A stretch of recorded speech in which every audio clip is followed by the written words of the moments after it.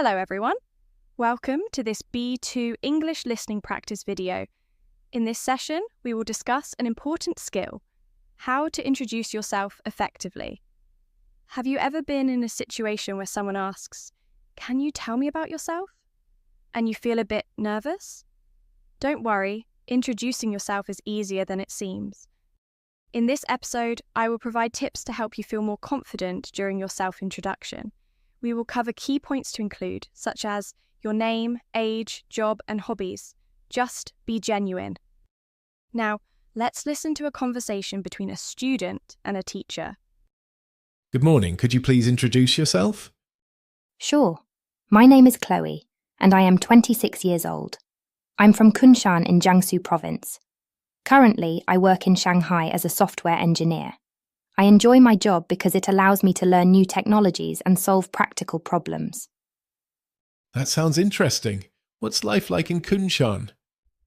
Kunshan is a relatively quiet town with a slower pace of life.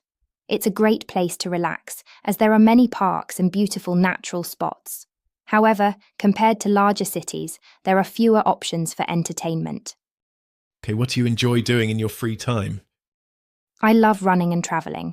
Running helps me stay fit, and travelling gives me the chance to explore different cultures and see new places. I recently visited Zhangjiajie, which was absolutely stunning. I also enjoy photography, especially capturing nature. That's wonderful. Why do you think travelling is important? I believe that travelling is valuable because it helps me broaden my horizons. It allows me to experience different cultures, meet new people, and gain new perspectives. These experiences make me more open-minded. So do you have any other hobbies or interests?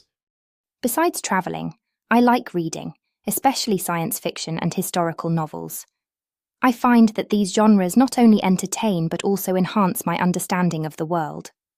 Reading is a great way to relax and stimulate my creativity. That's great to hear.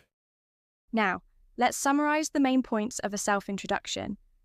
If you don't have time to listen to the dialogue again, focus on this summary. First, when introducing yourself, share your name, age, and where you live. For example, you might say, "Hello, I'm Chloe. I'm 26 years old and live in Shanghai." This provides basic information to start a conversation. Next, talk about what you do. Are you a student or working? This helps others understand your interests better. For instance, "I'm a university student majoring in international trade," or "I'm a teacher specializing in English." Then, share your hobbies. This is a good way to connect with others. You might say, "I enjoy playing basketball and watching movies," or "In my spare time, I like reading and baking." After that, mention your strengths. Everyone has unique qualities, so don't hesitate to share. You could say, "I'm good at managing my time effectively," or "I have a talent for cooking." Finally, think about sharing a funny story or interesting experience to make your introduction memorable. For example, "I once tried to make pizza at home, and it turned out looking like a flying saucer, which made my friends laugh." Remember, your self-introduction should be around 1 to 2 minutes long. Share enough to engage others without overwhelming them. In interactions with new acquaintances, a self-introduction is essential. It helps others get to know you and can lead to new friendships. The most challenging part of introducing yourself is often feeling nervous or unsure about what to say. Now, I have 2 questions for you to think about. 1. Why is self-introduction important when meeting new people? 2. What do you find most challenging about introducing yourself? Thank you for listening. I hope today's tips help you feel more confident when introducing yourself.